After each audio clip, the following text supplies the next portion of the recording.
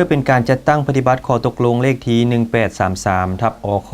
และคำสั่งแนะนำฉบับเลขที่2143ทับอคกคอให้ได้รับผลอย่างมีประสิทธิภาพและประสิทธิผลสูงทั้งรับประกันความเป็นเอกภาพในการปฏิบัติเวียกงานตัวจริงในขอบเขตทั่วประเทศดังนั้นแผนกอุตสาหกรรมและการค้านครหลวงวิงจันทร์จึงได้จัดตั้งการเผยแพร่แจ้งการฉบับเลขที่1161ทับกอห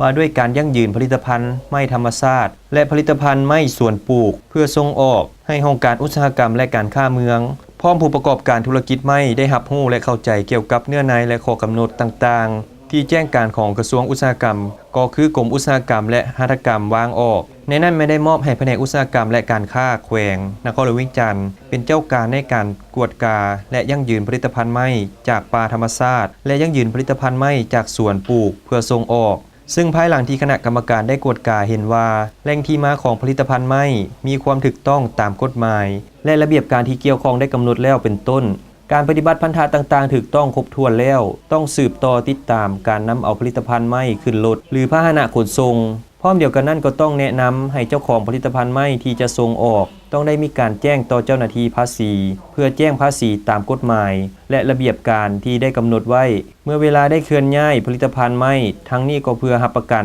บ่ให้การนำเอาผลิตภัณฑ์ไม้ที่ห้ามส่งออกไปป้าป่นใส่ผลิตภัณฑ์ไม้ที่ถูกกวดกาแล้วกองประชุมได้จัดขึ้นในวันที่11มังกร2017อยู่ที่แผนกอุตสาหกรรมการค้านครหลวงวิงจันทร์โดยการเป็นประธานของทานนางวันมณีพิมพ์สารห้องหัวหน้าแผนกอุตสาหกรรมและการค้านครหลวงวิงจันทร์